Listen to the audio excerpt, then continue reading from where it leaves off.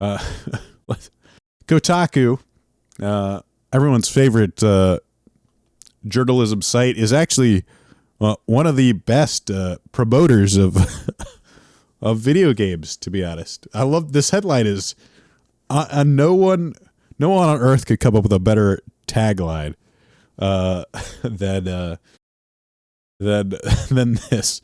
Former World of Warcraft devs start a studio where only female staffer is a dog. It's a real dog, by the way. They're not. That's not a euphemism for like an ugly woman, or it's not a metaphor for like an ugly chick. Fresh off going Activision Blizzard lawsuit.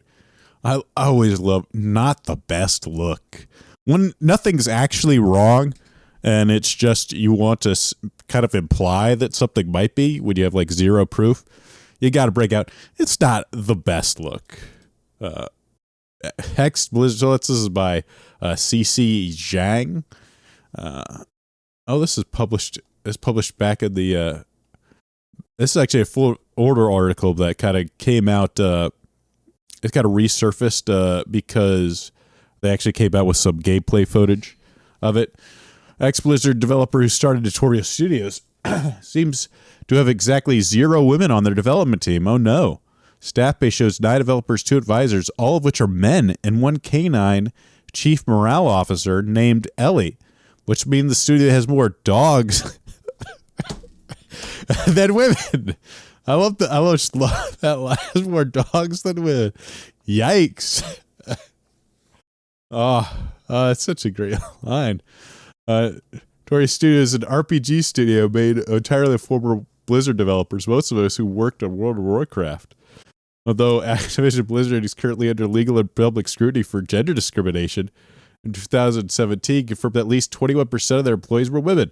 So presumably the founder at least met a couple of women who were skilled enough to work at one of the highest profile video game companies in the world, or maybe not. He just didn't hire any of them to be part of his founding team. Thank God. Maybe he's smart enough to realize just how bad it can be. Not that, women aren't skilled, but from it to like avoid, one of the best way to avoid sexual harassment problems, that kind of stuff is just not have any women in the workplace. That also totally prevents it. Taco reached out to Kaleki for a comment yesterday, but did not receive a response. With VentureBeat, Notorious Studio co-founder Kaleki, I think, acknowledged that Blizzard faces a major reckoning for gender discrimination and sexual harassment. He said the all-male team was also affected by Blizzard's trouble and offered a solution to avoiding the former employees' mistakes. And of course, rather than say like we're just not going to hire women, because that would probably be illegal.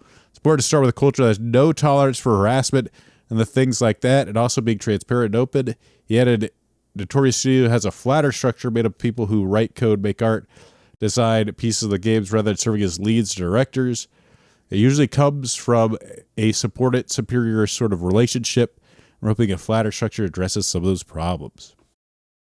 And of course, and then definitely a lot harder for men to harass women if there are no women to harass. I mean, 100% right. But gender equality probably game development. Of course, then they got to play. Wow, how dare they not have any women? Sure, it fixes the problem, but how dare they not? Because gender equality problem remains an equity problem, which means, oh no, women aren't as interested in making video games as men. We got to do something about that. Do women have access to large amounts of venture cap? Then they always kind of like imply like, why are people giving these guys money? Do they have access to a large amount of venture capital funding that's become available to studios during the pandemic? And at Notorious Studios, the answer seems to be a resounding no. Company lists Riot Games, and they, of course, got to mention the investors too, which is still doing the PR fraud from its own gender discrimination reckoning, following a class-sensitive lawsuit by female employees. So this is what the game came out, and this is just came out with some thing, a video wish listed today. Great article. So I was pumped for this game. Unfortunately, it doesn't really seem like my type of game. It looks very much World of Warcraft-y. Kind of got this like orc-looking dude with a giant battle axe. You can tell. You can definitely tell they're from came from a World of Warcraft background. Third person, which I definitely don't mind. Brings him in, and like definitely RPG sort of damage numbers. I mean, I was never into World of Warcraft,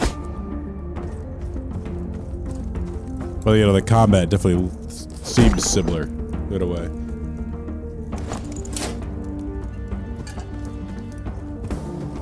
So you can explore, loot, that kind of stuff. Definitely an RPG style elements.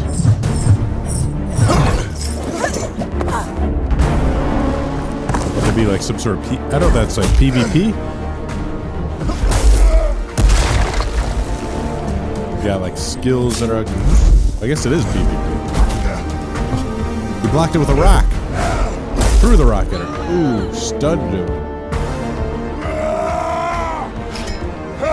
Honestly, the combat looks super slow. Got like a dungeon and shit. Co-op and that kind of stuff.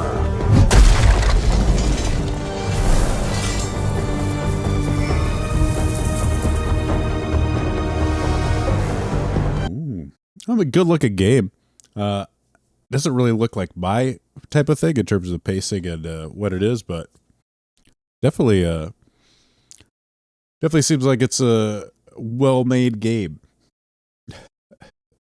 Made without women. Also, the article missing the chance to white about how the trailer is a dude killing a chick. I know. Well, I mean that article came out in like 2021, so when they first, I guess, like kind of broke apart and started making it, but now they've sort of they may have actually hired women since then. So now they're finally coming out with the game and starting to put out an alpha playtesters. Sign up to be a playtester too. You get to see the fruits of their labor here. So that's kind of the thing. When it first came out, and now I guess they could do a follow-up complaining about how you're killing women in game.